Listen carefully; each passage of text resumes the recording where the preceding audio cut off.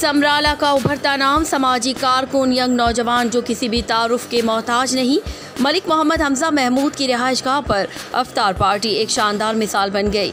मलिक हमजा की दावत पर मेहमानानी गिरामी के लिए 10 मुख्तलिफ खाने माहिर बावर्ची ने तैयार किए।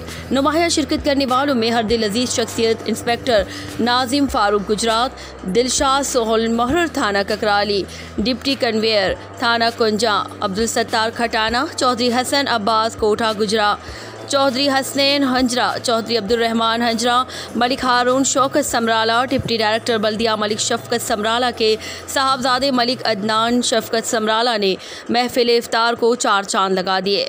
Report Malik Faisal Samrala, Greece, chief editor यूरोपीय यूनियन सोशल मीडिया। असल इबादत वही है जिससे दिली सुकून हासिल हो। सुकून कल्ब के साथ हकीकी मानों में उम्रा करने के लिए सबसे काबिल एतमाद और गवर्नमेंट से मंजूर शुदा एजेंसी आज़ाद मिल्लत एयर ट्रैवल्स कोटला 14, 21 और 28 दिन के उम्रा पैकेजेस, तमाम एयरलाइंस के टिकट्स और visit visa services. Azad Millat air travels, main road, Kotla, Arab Ali Khan, MD Naveed अकरम।